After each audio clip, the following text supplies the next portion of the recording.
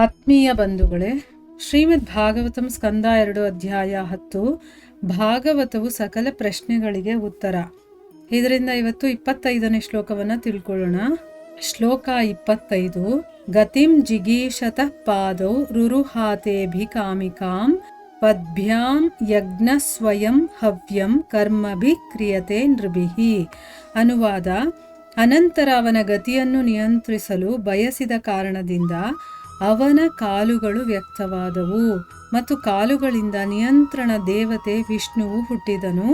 ಈ ಕಾರ್ಯದ ಅವನ ವೈಯಕ್ತಿಕ ಮೇಲ್ವಿಚಾರಣೆಯಿಂದಾಗಿ ಎಲ್ಲ ವರ್ಗದ ಮಾನವ ಜೀವಿಗಳು ತಮ್ಮ ಕರ್ತವ್ಯವಾದ ವೃತ್ತಿ ಧರ್ಮಗಳಲ್ಲಿ ಸತತವಾಗಿ ನಿರತರಾಗಿದ್ದಾರೆ. ಇದು ಶ್ಲೋಕ ಮತ್ತು ಅದರ ಅನುವಾದ. ಈಗ ಭಾವಾರ್ಥದ ಮೂಲಕ ನಾವು ಇದರ ಅರ್ಥವನ್ನು ತಿಳ್ಕೊಳ್ಳೋದಕ್ಕೆ ಪ್ರಯತ್ನ ಮಾಡೋಣ. ಹೋದ ಭಾಗದಲ್ಲಿ ನಾವೇನು ತಿಳ್ಕೊಂಡಿದ್ವಿ? ಈಗ ಭಗವಂತ ಈ ಭೌತಿಕ ಲಕ್ಷಣಗಳನ್ನೆಲ್ಲ ನಾನು ಗ್ರಹಿಸಬೇಕು ಅಂತ ಇಷ್ಟಪಟ್ಟಾಗ ಮೃದು, ಕಠಿಣ, ಶೀತ, ಉಷ್ಣ, ಭಾರ, ಹಗುರ, ಮತ್ತು ಚರ್ಮದ ರಂಧ್ರಗಳು, ಅದರ ಮೇಲಿರುವಂಥ ರೋಮಕೂಪಗಳು ಮತ್ತು ಅದನ್ನು ನಿಯಂತ್ರಣ ಮಾಡುವಂತಹ ದೇವತೆ, ಇದೆಲ್ಲವೂ ಕೂಡ ಹುಟ್ಟುಕೊಳ್ಳುತ್ತೆ.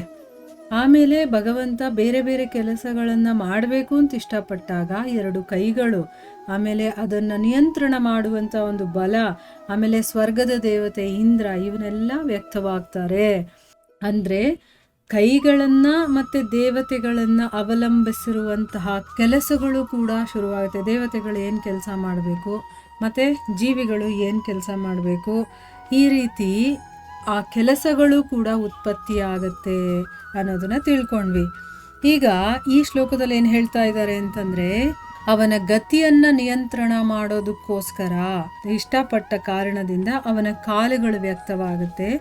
ಕಾಲುಗಳಿಂದ ನಿಯಂತ್ರಣ ದೇವತೆ ಯಾರು? ವಿಷ್ಣು. ಅವನು ಹುಟ್ಟುತ್ತಾನೆ, ಅದನ್ನೆಲ್ಲ ಕಂಟ್ರೋಲ್ ಮಾಡುವಂಥವನು. ಕಾಲುಗಳನ್ನು ಅಂದರೆ ನಾವು ಓಡಾಡೋದನ್ನು ನಿಯಂತ್ರಣ ಮಾಡುವಂಥವನು ವಿಷ್ಣು. ಈ ಕಾರ್ಯದ ವೈಯಕ್ತಿಕ ಮೇಲ್ವಿಚಾರಣೆಯಿಂದಾಗಿ ಎಲ್ಲ ವರ್ಗದ ಮಾನವ ಜೀವಿಗಳು ಕೂಡ ತಮ್ಮ ಕರ್ತವ್ಯ ಅಂದರೆ ತಮ್ಮ ಒಂದು ಹುಟ್ಟಿರುತ್ತೆ, ತಮ್ಮ ಜನ್ಮ ಯಾವ ಒಂದು ಕುಲದಲ್ಲಾಗಿರುತ್ತೋ ಅದು, ಈಗ ವೈಶ್ಯರು, ಕ್ಷತ್ರಿಯರಾಗಿರ್ಬೋದು, ಮನುಷ್ಯರಾಗಿರ್ಬೋದು, ಈ ರೀತಿ ಬೇರೆ ಬೇರೆ ಜೀವಿಗಳಿರ್ತಾರಲ್ಲ, ಅವ್ರದ್ದು ತಮ್ಮದೇ ಆದಂಥ ಕರ್ತವ್ಯಗಳಿರುತ್ತಲ್ಲ, ಆ ಒಂದು ವ್ಯಕ್ತಿ ಧರ್ಮದಲ್ಲಿ ಸತತವಾಗಿ ನಿರತರಾಗಿರ್ತಾರೆ. ಅಂದರೆ ಭಗವಂತ ಇಷ್ಟಪಟ್ಟ ಕಾರಣದಿಂದ ಆ ಒಂದು ವೇಗ, ಆ ಗತಿಯನ್ನು ನಿಯಂತ್ರಣ ಮಾಡಬೇಕು ಅಂದಿದ್ದಕ್ಕೆ ಕಾಲುಗಳು ಉತ್ಪತ್ತಿಯಾದವು ಮತ್ತು ಅದರ ನಿಯಂತ್ರಣ ದೇವತೆ ವಿಷ್ಣು ಉತ್ಪತ್ತಿಯಾಗ್ತಾನೆ. ಇದು ಈ ಒಂದು ಶ್ಲೋಕದ ಅರ್ಥ. ಈಗ ಭಾವಾರ್ಥದಲ್ಲಿ ಗುರುಗಳೇನು ಹೇಳಿದ್ದಾರೆ ಅಂತ ನೋಡೋಣ. ಪ್ರತಿಯೊಬ್ಬ ಮಾನವ ಜೀವಿಯು ಅವನ ವಿಶಿಷ್ಟ ವೃತ್ತಿ ಧರ್ಮದಲ್ಲಿ ನಿರತನಾಗಿರುತ್ತಾನೆ. ಮನುಷ್ಯರು ಅತ್ತ ಮತ್ತು ಇತ್ತ ಹೋಗುತ್ತಿರುವಾಗ ಇಂತಹ ಚಟುವಟಿಕೆಗಳು ಗೋಚರಿಸುತ್ತವೆ. ಇದು ಜಗತ್ತಿನ ದೊಡ್ಡ ನಗರಗಳಲ್ಲಿ ಬಹುಮುಖ್ಯವಾಗಿ ಕಾಣಬರುತ್ತದೆ. ಜನರು ನಗರಗಳಲ್ಲೆಲ್ಲ ಒಂದು ಸ್ಥಳದಿಂದ ಮತ್ತೊಂದು ಸ್ಥಳಕ್ಕೆ ಆಸಕ್ತಿಯೊಂದಿಗೆ ಹೋಗುತ್ತಾರೆ. ನೋಡಿ, ಒಬ್ಬೊಬ್ಬ ಮನುಷ್ಯನು ತನ್ನದೇ ಆದಂತಹ ಒಂದು ವೃತ್ತಿ ಧರ್ಮ ಇರುತ್ತೆ, ಅದರಲ್ಲಿ ಯಾವಾಗಲೂ ತೊಡಗಿರ್ತಾನೆ. ಈಗ ನಾವು ನೋಡ್ತೀವಿ, ಮನುಷ್ಯರು ಸುಮ್ಮನೆ ಇರ್ತಾರ, ಈ ಕಡೆಯಿಂದ ಆ ಕಡೆ, ಆ ಕಡೆಯಿಂದ ಈ ಕಡೆ ಓಡಾಡ್ತಾನೇ ಇರ್ತಾರೆ. ಇಲ್ಲಿ ಗುರುಗಳು ಅದನ್ನು ದೊಡ್ಡ ನಗರಗಳಲ್ಲಿ ನಾವು ಮುಖ್ಯವಾಗಿ ಕಾಣ್ಬೋದು ಅಂತ ಹೇಳ್ತಾ ಇದ್ದಾರೆ. ಆದರೆ ಎಲ್ಲ ಕಡೆನೂ ಕೂಡ ಈಗ ಜನರನ್ನು ನಾವು ಓಡಾಡ್ತಾ ಇರೋದನ್ನು ನೋಡ್ತೀವಿ. ಈ ಚಲನವಲನಗಳು ಕೇವಲ ನಗರಗಳಿಗೆ ಮಾತ್ರ ಮಿತಿಯಾಗಿಲ್ಲ. ನಗರಗಳ ಹೊರಗಡೆ ಒಂದು ಸ್ಥಳದಿಂದ ಮತ್ತೊಂದು, ಮತ್ತು ಒಂದು ನಗರದಿಂದ ಮತ್ತೊಂದಕ್ಕೆ ವಿವಿಧ ವಾಹನಗಳ ಮೂಲಕ ಪಯಣಿಸುವುದು ಕೂಡ ಕಂಡುಬರುತ್ತದೆ. ಈಗ ಈ ಒಂದು ಚಲನವಲನ ಅನ್ನೋದೇನಿದೆಯೋ ಅದು ಬರೀ ನಗರಗಳಲ್ಲಷ್ಟೇ ಅಲ್ಲ, ನಗರದ ಹೊರಗಡೆನೂ ನಾವು ನೋಡ್ತೀವಿ. ಒಂದು ಕಡೆಯಿಂದ ಇನ್ನೊಂದು ಕಡೆಗೆ ಓಡಾಡ್ತಾ ಇರ್ತಾರೆ, ಒಂದು ಊರಿಂದ ಇನ್ನೊಂದು ಊರಿಗೆ ಓಡಾಡ್ತಾ ಇದ್ದಾರೆ. ಅಂದರೆ ಬಸ್ಸುಗಳ ಮೂಲಕ ಓಡಾಡೋದು ಕೂಡ ನಮಗೆ ಕಾಣಿಸುತ್ತೆ. ಮನುಷ್ಯರು ರಸ್ತೆಗಳ ಮೇಲೆ, ಕಾರು, ರೈಲುಗಳಲ್ಲಿ, ಭೂಮಿಯೊಳಗೆ, ಸುರಂಗ ಮಾರ್ಗಗಳಲ್ಲಿ ಮತ್ತು ಆಕಾಶದಲ್ಲಿ ವಿಮಾನಗಳಿಂದ ವ್ಯಾಪಾರ ಯಶಸ್ಸಿನ ಉದ್ದೇಶಕ್ಕಾಗಿ ಚಲಿಸುತ್ತಾರೆ. ಅಂದರೆ ಈಗ ಮನುಷ್ಯರು ಎಲ್ಲೆಲ್ಲಿ ಓಡಾಡ್ತಾರೆ? ರಸ್ತೆಗಳ ಮೇಲೆ ಓಡಾಡ್ತಾರೆ, ಕಾರುಗಳಲ್ಲಿ, ರೈಲುಗಳಲ್ಲಿ ಓಡಾಡ್ತಾರೆ, ಸುರಂಗ ಮಾರ್ಗದಲ್ಲಿ, ಆಕಾಶದಲ್ಲಿ, ವಿಮಾನದಲ್ಲಿ ವ್ಯಾಪಾರ ಮಾಡಬೇಕು ಅಂತ ಓಡಾಡ್ತಾರೆ. ಬೇರೆ ಬೇರೆ ಉದ್ದೇಶಕ್ಕೋಸ್ಕರ ಓಡಾಡ್ತಾ ಇರ್ತಾರೆ. ಆದರೆ ಈ ಎಲ್ಲ ಚಲನವಲನಗಳ ನಿಜವಾದ ಉದ್ದೇಶ ಏನು ಹೇಳಿ? ಸುಖ ಜೀವನಕ್ಕೋಸ್ಕರ ನಾವು ಸಂಪತ್ತನ್ನು ಗಳಿಸ್ಬೇಕು ಅನ್ನೋದೇ ಆಗಿದೆ. ಈ ಸುಖ ಜೀವನಕ್ಕೋಸ್ಕರನೇ ವಿಜ್ಞಾನಿ, ಕಲಾವಿದ, ಯಂತ್ರಶಿಲ್ಪಿ, ತಾಂತ್ರಿಕರು ಅಂದರೆ ಇಂಜಿನಿಯರ್ಸು ಎಲ್ಲರೂ ಮಾನವ ಚಟುವಟಿಕೆಯ ವಿವಿಧ ಶಾಖೆಗಳಲ್ಲಿ ತೊಡಗಿರ್ತಾರೆ. ಅಂದರೆ ನಾವು ಸುಖವಾದ ಜೀವನವನ್ನು ನಡೆಸಬೇಕು, ಅದಕ್ಕೋಸ್ಕರ ನಮಗೆ ಸಂಪತ್ತಿರಬೇಕು. ಆ ಸಂಪತ್ತನ್ನು ಗಳಿಸೋದಕ್ಕೋಸ್ಕರ ಕೆಲವರು ವಿಜ್ಞಾನಿಗಳು, ಕಲಾವಿದರಾಗ್ತಾರೆ, ಆಮೇಲೆ ಯಂತ್ರ ಶಿಲ್ಪಿಗಳಾಗ್ತಾರೆ, ವೈದ್ಯರಾಗ್ತಾರೆ, ಇಂಜಿನಿಯರ್ಸ್ ಆಗ್ತಾರೆ, ಹೀಗೆ ಬೇರೆ ಬೇರೆ ಶಾಖೆಗಳಲ್ಲಿ ತೊಡಗಿರ್ತಾರೆ. ಆದರೆ ಮಾನವ ಜೀವನದ ಉದ್ದೇಶ ಪೂರ್ಣತೆಗಾಗಿ ಚಟುವಟಿಕೆಗಳನ್ನು ಹೇಗೆ ಮಾಡಬೇಕೆಂದು ಅವರು ತಿಳಿದಿಲ್ಲ. ಈ ಗುಟ್ಟನ್ನು ಅವರು ತಿಳಿಯದಿರುವುದರಿಂದ ಅವರ ಎಲ್ಲ ಚಟುವಟಿಕೆಗಳು ನಿಯಂತ್ರಣವಿಲ್ಲದೆ ಇಂದ್ರಿಯ ತೃಪ್ತಿಯ ಗುರಿಯನ್ನು ಹೊಂದಿವೆ. ಈ ಎಲ್ಲ ವ್ಯವಹಾರಗಳಿಂದ ಅವರು ಅರಿವಿಲ್ಲದೆ ಅಂಧಕಾರದ ಗಾಢ ವಲಯಗಳಲ್ಲಿ ಪ್ರವೇಶಿಸುತ್ತಿದ್ದಾರೆ. ಅಂದರೆ ಈಗ ನಿಜವಾಗಲೂ ಮಾನವ ಜೀವನದ ಉದ್ದೇಶ ಏನು ಅನ್ನೋದು ಗೊತ್ತಿಲ್ಲ, ಅದರ ಪೂರ್ಣತೆಗೆ ನಾವು ಏನು ಕೆಲಸ ಮಾಡಬೇಕು ಅದೂ ಗೊತ್ತಿಲ್ಲ. ಈ ಗುಟ್ಟು ಗೊತ್ತಿಲ್ಲದೆ ಇರೋ ಕಾರಣದಿಂದ ಅವ್ರು ಮಾಡುವಂಥ ಎಲ್ಲ ಕೆಲಸಗಳು ನಿಯಂತ್ರಣ ಇಲ್ಲ. ಅಂದರೆ ಅವರಿಗೆ ಗೊತ್ತಿಲ್ಲದೆ ಅವರು ಇಂದ್ರಿಯಗಳು ಹೇಳ್ದಂಗೆ ಕೇಳ್ತಾ ಇದ್ದಾವೆ ಹೊರತು ಅವ್ರು ಹೇಳ್ದಂಗೆ ಇಂದ್ರಿಯಗಳು ಕೇಳ್ತಾ ಇಲ್ಲ. ಅಂದರೆ ಇಂದ್ರಿಯ ತೃಪ್ತಿಯ ಗುರಿಯನ್ನು ಹೊಂದಿದೆ. ಆ ಇಂದ್ರಿಯಗಳಿಗೆ ತೃಪ್ತಿ ಸಿಗಬೇಕು ಅಂಥ ಕೆಲಸಗಳನ್ನು ಮಾಡ್ತಾ ಇದ್ದಾರೆ. ಅದಕ್ಕೆ ಏನಾಗ್ತಾ ಇದೆ, ಗೊತ್ತಿಲ್ಲದೇನೋ ಅವರೆಲ್ಲರೂ ಕೂಡ ಅಂಧಕಾರದ ಗಾಢ ವಲಯದಲ್ಲಿ, ಅಂದರೆ ಈಗ ನಾವೆಲ್ಲ ನಮಗೇನೋ ವಿಷಯಗಳು ಗೊತ್ತಿಲ್ಲ, ಇಷ್ಟ ಬಂದಾಗ ನಾವು ನಡ್ಕೊಳ್ತಾ ಇದ್ದೀವಿ, ನಮ್ಮ ಇಂದ್ರಿಯಗಳು ಏನು ಹೇಳುತ್ತೋ ಆ ರೀತಿ ನಾವು ಕೇಳ್ತಾ ಇದ್ದೀವಿ. ಅದಕ್ಕೆ ನಾವಿನ್ನೂ ಕೆಳಮಟ್ಟಕ್ಕೆ ಹೋಗ್ತಾ ಇದ್ದೀವಿ. ಈಗ ಗುರುಗಳ ಕೃಪೆಯಿಂದ, ಆ ಗೋವಿಂದನ ಕೃಪೆಯಿಂದ ನಮಗೆ ವಿಚಾರಗಳೆಲ್ಲ ಗೊತ್ತಾಗ್ತಾ ಇದೆ. ಈಗ ವಿಚಾರ ಗೊತ್ತಾದ ಮೇಲೆ, ಆ ಜ್ಞಾನ ನಮಗೆ, ತಿಳುವಳಿಕೆ ನಮಗೆ ಬಂದ ಮೇಲೆ ನಾವು ಆ ರೀತಿ ನಡ್ಕೊಳ್ಳೋದಕ್ಕೆ ಸಾಧ್ಯ ಇಲ್ಲ ಅಲ್ವಾ. ಸ್ವಲ್ಪ ಮಟ್ಟಿಗಾದರೂ ನಮಗೆ ಎಚ್ಚರಿಕೆ ಇರುತ್ತೆ, ಅಯ್ಯೋ ನಾನು ಸಮಯವನ್ನು ವ್ಯರ್ಥ ಮಾಡ್ತಾ ಇದ್ದೀನಿ, ನಾನು ಭಗವಂತನ ವಿಚಾರ ಕೇಳೋದ್ರಲ್ಲಿ ನನ್ನ ಆಸಕ್ತಿಯನ್ನು ಇಟ್ಕೋಬೇಕು ಅಂತ ನಮ್ಮ ಮನಸ್ಸಿಗೆ ಅನಿಸುತ್ತಲ್ವಾ. ಪರಮಪ್ರಭುವಿನ ಬಹಿರಂಗ ಶಕ್ತಿಯಿಂದ ಅವರು ಆಕರ್ಷಿತರಾಗಿರುವುದರಿಂದ ಪೂರ್ಣವಾಗಿ ಪರಮಪ್ರಭು ವಿಷ್ಣುವನ್ನು ಮರೆತಿದ್ದಾರೆ. ಹೀಗೆ ಅವರು ಭೌತಿಕ ಪ್ರಕೃತಿಯ ಸ್ಥಿತಿಗಳ ಅಧೀನದಲ್ಲಿ ತತ್ಕಾಲದಲ್ಲಿ ವ್ಯಕ್ತವಾದಂತೆ ಈ ಜೀವನವು ಅತಿ ಹೆಚ್ಚಿನ ಇಂದ್ರಿಯ ಸುಖಕ್ಕಾಗಿಯೇ ಇದೆ ಎಂದು ಪರಿಭಾವಿಸುತ್ತಾರೆ. ಆದರೆ ಬದುಕಿನ ಅಂತಹ ತಪ್ಪು ಗ್ರಹಿಕೆಯು ಯಾರೊಬ್ಬನಿಗೂ ಬಯಸಿದ ಮನಃಶಾಂತಿಯನ್ನು ನೀಡುವುದಿಲ್ಲ. ಅಂದರೆ ಈಗ ಭಗವಂತನ ಬಹಿರಂಗ ಶಕ್ತಿಯಿಂದ ಆಕರ್ಷಿತರಾಗಿದ್ದೀವಿ ನಾವು. ಯಾವುದು ಬಹಿರಂಗ ಶಕ್ತಿ ಅಂದರೆ ಈ ಮಾಯಾ ಪ್ರಪಂಚ ನಾವು ನೋಡ್ತಾ ಇದ್ದೀವಲ್ವಾ, ಈ ಭೌತಿಕ ಪ್ರಪಂಚಕ್ಕೆ ನಾವು ಆಕರ್ಷಿತರಾಗಿರೋದ್ರಿಂದ ನಾವು ಭಗವಂತನನ್ನು ಮರ್ತಿದ್ದೀವಿ. ಈಗ ನಾವು ನಮ್ಮ ಮನೆಯಲ್ಲೇ ನೋಡ್ತೀವಿ, ಎಷ್ಟು ಜನ ಭಗವಂತನನ್ನು ನೆನಪಿಸ್ಕೊಳ್ತಾರೆ. ಪೂಜೆ ಪುನಸ್ಕಾರ ಬಿಡಿ, ಅದು ಒಂದು ಕೆಲಸದ ಥರ ಮಾಡ್ತೀವಿ ಇವಾಗ ನಾವು ಅಲ್ವಾ. ಹೇಗೆ ಮನೆ ಗುಡಿಸೋದು, ಒರೆಸೋದು, ಸ್ನಾನ ಮಾಡೋದು ನಮ್ಮ ದಿನನಿತ್ಯದ ಕೆಲಸನೋ, ಹಾಗೆ ಭಗವಂತನ ಹೂವು ಹಾಕಿ ಅದಕ್ಕೆ ಒಂದು ದೀಪ ಹಚ್ಚೋದು ಒಂದು ಕೆಲಸ ಥರ ಮಾಡ್ತೀವಿ. ಅದು ಭಕ್ತಿ ಅಲ್ಲ, ಭಗವಂತನನ್ನು ನೆನೆಸ್ಕೊಳ್ಳೋದಲ್ಲ ಅದು. ಆದರೆ ನಿಜವಾಗ್ಲೂ ಮನಸ್ಸಿಂದ ಎಷ್ಟು ಜನ ಮನೆಯಲ್ಲಿ ಭಗವಂತನ ನೆನೆಸ್ಕೊಳ್ತಾ ಇದ್ದಾರೆ, ಭಗವಂತನ ವಿಚಾರವನ್ನು ಕೇಳ್ತಾ ಇದ್ದಾರೆ? ಇಲ್ಲ. ಯಾಕೆ? ಭಗವಂತನನ್ನು ಮರ್ತು ಹೋಗಿದ್ದಾರೆ. ಅದಕ್ಕೆ ಫಸ್ಟ್ ಪ್ರಿಫರೆನ್ಸ್ ಕೊಡೋದಿಲ್ಲ, ನಾವು ಲಾಸ್ಟಲ್ಲಿ ಇಟ್ಕೊಂಡಿರ್ತೀವಿ. ಆದರೆ ಆಗುತ್ತೆ, ಹೋದರೆ ಹೋಗುತ್ತೆ ಅನ್ನೋ ರೀತಿ ಇಟ್ಕೊಂಡಿರ್ತೀವಿ. ಹೀಗೆ ನಾವು ಮರ್ತಿದ್ದೀವಿ. ಅದಕ್ಕೋಸ್ಕರನೇ ಈ ಭೌತಿಕ ಪ್ರಕೃತಿಯ ಅಧೀನದಲ್ಲಿ ಇರುವಂಥ ನಾವು ತತ್ಕಾಲದಲ್ಲಿ ವ್ಯಕ್ತವಾದಂತೆ, ಅಂದರೆ ಈ ಜೀವನ ಅನ್ನೋದು ಇಂದ್ರಿಯ ಸುಖಕ್ಕೋಸ್ಕರನೇ ಇದೆ ಅಂತ ನಮ್ಗೆ ಅನಿಸಿದೆ. ಅಷ್ಟರ ಮಟ್ಟಿಗೆ ನಾವು ಅದರಲ್ಲಿ ಮುಳುಗೋಗಿದ್ದೀವಿ. ಆದರೆ ಬದುಕಿನ ಅಂತ ತಪ್ಪು ಗ್ರಹಿಕೆ ಇದೆಯಲ್ಲ, ಅಂದರೆ ನಾನು ಇಂದ್ರಿಯ ಸುಖಕ್ಕೋಸ್ಕರನೇ ಇದ್ದೀನಿ ಅಂತ ನಾವು ಅಂದ್ಕೊಂಡಿದ್ದೀವಲ್ಲ, ಅದು ಯಾವತ್ತೂ ನಮಗೆ ಮನಃಶಾಂತಿಯನ್ನು ತಂದುಕೊಡೋದಿಲ್ಲ. ಈಗ ನಾವು ಎಲ್ಲರೂ ಇಷ್ಟಪಡೋದೇನು? ನನ್ನ ಮನಸ್ಸಿಗೆ ನೆಮ್ಮದಿ ಇರಬೇಕು, ನನ್ನ ಮನಸ್ಸಿಗೆ ಶಾಂತಿ ಇರಬೇಕು ಅಂತ. ಆದರೆ ಇದು ಯಾವತ್ತೂ ನಮಗೆ ಕೊಡೋದಿಲ್ಲ. ಬರೀ ನಾವು ಇಂದ್ರಿಯ ತೃಪ್ತಿಗೋಸ್ಕರ ಕೆಲಸಗಳನ್ನು ಮಾಡಿಕೊಂಡಿದ್ರೆ ಯಾವತ್ತೂ ನಮಗೆ ಮನಃಶಾಂತಿ ಅನ್ನೋದು ಸಿಗೋದಿಲ್ಲ.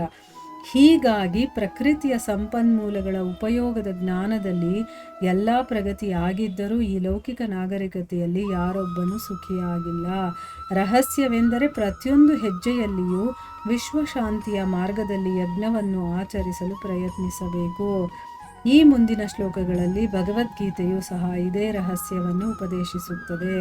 ಈಗ ನೋಡಿ, ಈ ಒಂದು ಪ್ರಕೃತಿಯ ಸಂಪನ್ಮೂಲಗಳಿದೆಯಲ್ಲ, ಇದರಲ್ಲಿ ನಾವು ಎಷ್ಟೇ ಪ್ರಗತಿಯನ್ನು ಸಾಧಿಸಿದ್ದೀವಿ. ಈಗ ಹಿಂದಿನ ಕಾಲಕ್ಕೂ ಈಗಿನ ಕಾಲಕ್ಕೂ ನಾವು ಹೋಲಿಸಿ ನೋಡಿದಾಗ ಹಿಂದೆಗಿಂತ ಈಗ ಎಷ್ಟೋ ಮುಂದುವರೆದಿದ್ದೀವಿ ನಾವು. ಆದರೂ ಕೂಡ ಯಾರೂ ನೆಮ್ಮದಿಯಾಗಿಲ್ಲ. ಹಿಂದೆ ಇದ್ದಷ್ಟು ನೆಮ್ಮದಿನೂ ಈಗಿಲ್ಲ ಅಲ್ವಾ. ಅದರ ರಹಸ್ಯ ಏನು ಅಂತಂದರೆ, ಪ್ರತಿ ಹೆಜ್ಜೆನಲ್ಲೂ ಕೂಡ ವಿಶ್ವಶಾಂತಿಯ ಮಾರ್ಗದಲ್ಲಿ ಯಜ್ಞವನ್ನು ಆಚರಣೆ ಮಾಡಬೇಕು. ನಾವು ಬರೀ ನಮ್ಮ ಮನೆಯವರು ಚೆನ್ನಾಗಿರ್ಬೇಕು ಆ ರೀತಿ ಅಲ್ಲ, ವಿಶ್ವಶಾಂತಿ, ವಿಶ್ವದಲ್ಲಿರೋರು ಎಲ್ಲರೂ ಕೂಡ ಶಾಂತವಾಗಿರ್ಬೇಕು, ಆ ರೀತಿ ನಾವು ಯಜ್ಞವನ್ನು ಆಚರಣೆ ಮಾಡೋದಕ್ಕೆ ಪ್ರಯತ್ನ ಮಾಡಬೇಕು ಅಂತ ಹೇಳಿದ್ದಾರೆ. ಇದನ್ನು ಭಗವದ್ಗೀತೆಯಲ್ಲೂ ಕೂಡ ಭಗವಂತ 18ನೇ ಅಧ್ಯಾಯದಲ್ಲಿ 45-46ನೇ ಶ್ಲೋಕದಲ್ಲಿ ಹೇಳಿದ್ದಾನೆ. ಇದನ್ನು ರಹಸ್ಯ ಅಂತಾನೆ ಉಪದೇಶ ಮಾಡ್ತಾನೆ.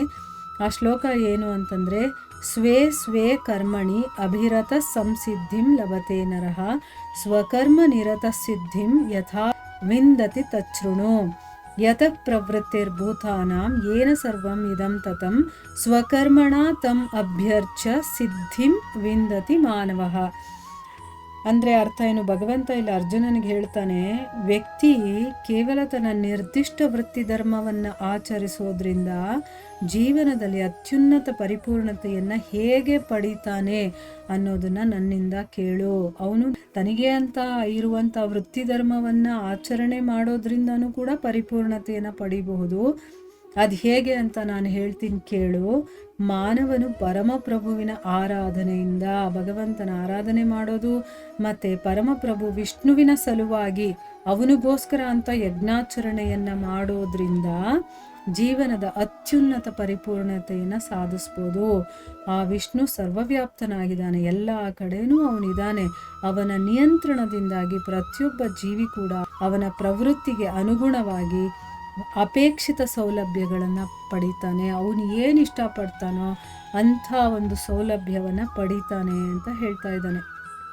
ಅಂದರೆ ಯಾರು ಭಗವಂತನ ಆರಾಧನೆ ಮಾಡ್ತಾರೋ ಅವನಿಗೋಸ್ಕರ ನಾನು ಈ ಕೆಲಸ ಮಾಡ್ತಾ ಇದ್ದೀನಿ ಅಂತ ಕೆಲಸಗಳನ್ನು ಮಾಡ್ತಾನೋ ಆ ವಿಷ್ಣು ಎಲ್ಲ ಕಡೆ ಇದ್ದಾನಲ್ಲ, ಅದರಿಂದ ಇವನು ಮಾಡ್ತಾ ಇರೋದನ್ನು ಅವನು ನೋಡ್ತಾ ಇರ್ತಾನೆ. ಅದರಿಂದ ಅವನು ಪರಿಪೂರ್ಣತೆಯನ್ನು ಸಾಧಿಸ್ಕೊಳ್ಬೋದು. ನನಗೋಸ್ಕರ ಮಾಡ್ಕೊಳ್ತಾ ಇದ್ದೀನಿ ಅಂತ ನಮ್ಮಲ್ಲಿ ಬರಬಾರ್ದು, ನಾನು ಭಗವಂತನಿಗೋಸ್ಕರ ಮಾಡ್ತಾ ಇದ್ದೀನಿ ಅನ್ನೋದು ನಮ್ಮಲ್ಲಿ ಬರಬೇಕು. ಜೀವನದಲ್ಲಿ ವಿವಿಧ ಒಲವುಗಳನ್ನು ಹೊಂದುವುದರಿಂದ ಹಾನಿ ಏನೂ ಇಲ್ಲ. ಏಕೆಂದರೆ ಪ್ರತಿಯೊಬ್ಬ ಮಾನವ ಜೀವಿಯು ವಿವಿಧ ವೃತ್ತಿಗಳಿಂದ ತನ್ನ ಜೀವನದ ಯೋಜನೆಗಳನ್ನು ಹಾಕಿಕೊಳ್ಳಲು ಪ್ರಮಾಣುಸಾರ ಸ್ವತಂತ್ರನಾಗಿದ್ದಾನೆ. ಆದರೆ ತಾನು ಪೂರ್ಣ ಸ್ವತಂತ್ರನಲ್ಲ ಎಂಬುದನ್ನು ಸರಿಯಾಗಿ ತಿಳಿದುಕೊಳ್ಳಲು ಅವನು ಗಮನ ಕೊಡಬೇಕು. ವ್ಯಕ್ತಿಯು ನಿಶ್ಚಿತವಾಗಿ ಪರಮಪ್ರಭುವಿನ ನಿಯಂತ್ರಣಕ್ಕೆ ಒಳಗಾಗಿದ್ದಾನೆ ಮತ್ತು ಅವನ ನಾನಾ ನಿಯೋಗಿಗಳ ಅಧೀನನಾಗಿದ್ದಾನೆ. ಇದನ್ನು ತಿಳಿದು ಪರಮಪ್ರಭು ವಿಷ್ಣುವಿನ ದಿವ್ಯ ಪ್ರೇಮ ಸೇವೆಯಲ್ಲಿ ತಜ್ಞರಾದ ಅಧಿಕಾರಿಗಳು ನಿಯಮಿಸಿದಂತೆ ತನ್ನ ಕೆಲಸ ಮತ್ತು ಶ್ರಮದ ಫಲದಿಂದ ತಾನು ಪರಮಪ್ರಭುವನ್ನು ಸೇವಿಸುತ್ತಿರುವೆನೆಂದು ತಿಳಿದುಕೊಳ್ಳಬೇಕು. ಜೀವನದ ಅಂತಹ ವೃತ್ತಿಧರ್ಮಗಳನ್ನು ನಿರ್ವಹಿಸಲು ಕಾಲು ದೇಹದ ಅತಿ ಮುಖ್ಯ ಸಾಧನವಾಗಿದೆ. ಏಕೆಂದರೆ ಕಾಲುಗಳ ಸಹಾಯವಿಲ್ಲದೆ ವ್ಯಕ್ತಿಯು ಒಂದು ಸ್ಥಳದಿಂದ ಮತ್ತೊಂದಕ್ಕೆ ಚಲಿಸಲಾರ. ಆದ್ದರಿಂದ ಭಗವಂತನು ಯಜ್ಞಾಚರಣೆಗಾಗಿ ಉದ್ದೇಶಿತವಾದ ಮಾನವ ಜೀವಿಗಳ ಕಾಲುಗಳ ಮೇಲೆ ವಿಶೇಷ ನಿಯಂತ್ರಣವನ್ನು ಹೊಂದಿದ್ದಾನೆ. ಇಲ್ಲಿ ನಾವು ಯಾವುದು ಒಂದು ಆಸೆಗಳನ್ನು ಇಟ್ಕೊಂಡಿರೋದು ಅದು ತಪ್ಪೇನಲ್ಲ. ಯಾಕೆಂದರೆ ಪ್ರತಿಯೊಬ್ಬ ಜೀವಿ ಕೂಡ ತನ್ನ ವೃತ್ತಿ ಧರ್ಮದಲ್ಲಿ ಏನೋ ಒಂದು ಕೆಲಸಗಳನ್ನು ಮಾಡಬೇಕು, ನಾನು ಈ ಯೋಜನೆಯನ್ನು ಹಾಕ್ಕೊಳ್ಬೇಕು ಅಂತ ಅವನು ಏನೋ ಒಂದು ಯೋಚನೆ ಮಾಡ್ತಾನಲ್ಲ, ಅಷ್ಟರ ಮಟ್ಟಿಗೆ ಅವನು ಸ್ವಾತಂತ್ರ್ಯವಾಗಿದ್ದಾನೆ. ಅವನು ಪೂರ್ಣ ಸ್ವತಂತ್ರನಲ್ಲ ಅಷ್ಟೇ. ಅದನ್ನು ಚೆನ್ನಾಗಿ ನಾವು ತಿಳ್ಕೊಂಡಿರಬೇಕು. ಭಗವಂತನ ನಿಯಂತ್ರಣಕ್ಕೆ ಅವನು ಒಳಗಾಗಿರ್ತಾನೆ ಯಾವಾಗಲೂ. ನಾವು ಆಸೆ ಪಡೋದು ತಪ್ಪಲ್ಲ, ಆದರೆ ಅದು ನಮಗೆ ಸಿಗುತ್ತೋ ಬಿಡೋದು ಅದೆಲ್ಲ ಭಗವಂತನ ನಿಯಂತ್ರಣದಲ್ಲಿರುತ್ತೆ. ಅದನ್ನು ತಿಳ್ಕೊಂಡು ನಾವು ಆ ಭಗವಂತನ ದಿವ್ಯ ಸೇವೆಯಲ್ಲಿ ನಮ್ಮನ್ನು ನಾವು ತೊಡಗಿಸ್ಕೊಳ್ಬೇಕು. ಅಂದರೆ ಭಗವಂತನಿಗೆ ನಾವು ಈ ಒಂದು ಕೆಲಸ ಮಾಡಬೇಕು ಅಂತ ನಮ್ಮನ್ನು ನಿಯೋಜನೆ ಮಾಡಿದ್ದಾನೆ ಭಗವಂತ, ಅಥವಾ ಆ ಭಗವಂತನ ಕೆಳಗಡೆ ಕೆಲಸ ಮಾಡೋರು ಯಾರಿದ್ದಾರೋ ಅವರು ನಮಗೆ ಈ ಕೆಲಸವನ್ನು ಕೊಟ್ಟಿದ್ದಾರೆ ಅಂತ ತಿಳ್ಕೊಂಡು ನಾವು ನಮ್ಮ ಕೆಲಸ ಮತ್ತು ಅದರಿಂದ ಬರುವಂಥ ಫಲ ಏನಿದೆಯೋ ಅದೆಲ್ಲವನ್ನು ಕೂಡ ಭಗವಂತನಿಗೆ ಸಮರ್ಪಣೆ ಮಾಡಿ ನಾನು ಭಗವಂತನನ್ನು ಸೇವಿಸ್ತಾ ಇದ್ದೀನಿ, ಅವನಿಗೆ ಸೇವೆ ಮಾಡ್ತಾ ಇದ್ದೀನಿ ಅಂತ ತಿಳ್ಕೋಬೇಕು. ಇಂಥ ವೃತ್ತಿ ಧರ್ಮಗಳನ್ನು ನಿರ್ವಹಿಸಬೇಕು ಅಂತಂದರೆ ಕಾಲು ನಮ್ಮ ದೇಹದಲ್ಲಿ ಮುಖ್ಯವಾದ ಒಂದು ಸಾಧನ. ಅದಿಲ್ಲ ಅಂತಂದರೆ ನಾವು ಕೆಲಸಗಳೇ ಮಾಡೋಕ್ಕಾಗಲ್ಲ ಅಲ್ವಾ. ಯಾಕೆಂದರೆ ಕಾಲುಗಳ ಸಹಾಯ ಇಲ್ಲದೆ ಇದ್ದರೆ ನಾವು ಒಂದು ಕಡೆಯಿಂದ ಇನ್ನೊಂದು ಕಡೆಗೆ ಹೋಗೋದಕ್ಕೆ ಬರೋದಕ್ಕೆ ಆಗೋದಿಲ್ಲ. ಅದಕ್ಕೋಸ್ಕರನೇ ಭಗವಂತ ಯಜ್ಞಾಚರಣೆಗಾಗಿ ಉದ್ದೇಶಿತವಾದಂತಹ ಮಾನವ ಜೀವಿಗಳ ಕಾಲುಗಳ ಮೇಲೆ ವಿಶೇಷವಾದಂತಹ ನಿಯಂತ್ರಣವನ್ನು ಹೊಂದಿದ್ದಾನೆ. ಅಂದರೆ ಈಗ ನಾನು ಮಾಡ್ತಾ ಇರೋದು ಭಗವಂತನಿಗೋಸ್ಕರ, ಅವನ ಸೇವೆ ಮಾಡ್ತಾ ಇದ್ದೀನಿ ಅಂತ ತಿಳ್ಕೊಂಡು ನಾವು ಕೆಲಸ ಮಾಡೋದು, ಅದು ಕೂಡ ಯಜ್ಞಾಚರಣೆನೇ ಅಲ್ವಾ. ಭಗವಂತನಿಗೋಸ್ಕರ ನಾವು ಏನೇ ಮಾಡಿದ್ರೂ ಕೂಡ ಅದು ಯಜ್ಞ ಅಂತ ಅನ್ನಿಸ್ಕೊಳ್ಳುತ್ತೆ. ಭಗವಂತನಿಗೆ ನಾವು ಸಮರ್ಪಣೆ ಮಾಡ್ತಾ ಆ ಕೆಲಸವನ್ನು ಮಾಡೋದು. ಅದಕ್ಕೆ ಮುಖ್ಯವಾಗಿ ಬೇಕಾಗಿರುವಂಥದ್ದು ಕಾಲುಗಳು. ಅದಕ್ಕೆ ಅದನ್ನು ಭಗವಂತನೇ ನಿಯಂತ್ರಣ ಮಾಡ್ತಾನೆ, ಅವನು ಅದನ್ನು ವಿಶೇಷವಾಗಿ ನಿಯಂತ್ರಣವನ್ನು ಮಾಡ್ತಾನೆ ಅಂತ ಹೇಳಿದ್ದಾರೆ. ನೋಡಿ, ಇಲ್ಲಿ ಇದೆಲ್ಲ ತಿಳ್ಕೊಂಡ್ಮೇಲೆ ನಮಗೊಂದು ವಿಷಯ ಏನು ಅರ್ಥ ಆಗುತ್ತೆ, ಯಾವುದರಲ್ಲೂ ನಮಗೆ ಸ್ವಾತಂತ್ರ್ಯ ಅನ್ನೋದಿಲ್ಲ, ಎಲ್ಲ ಭಗವಂತನ ಇಚ್ಛೆಯ ಪ್ರಕಾರ ನಡೆಯುವಂಥದ್ದು. ಆದರೆ ನಾವೇನು ಅಂದ್ಕೊಂಡಿದ್ದೀವಿ, ನಾನೇ ಮಾಡ್ತಾ ಇದ್ದೀನಿ, ನನ್ನಿಂದನೇ ನಡೀತಾ ಇದೆ ಅನ್ನೋಂಥ ಭ್ರಮೆನಲ್ಲಿ ಬದುಕ್ತಾ ಇದ್ದೀವಿ ಅನ್ನೋದು ಇಲ್ಲಿ ಕನ್ಫರ್ಮ್ ಆಗುತ್ತೆ ನಮಗೆ. ಇಲ್ಲಿಗೆ ನಾವು ನಿಲ್ಲಿಸೋಣ. ಹರೇ ಕೃಷ್ಣ.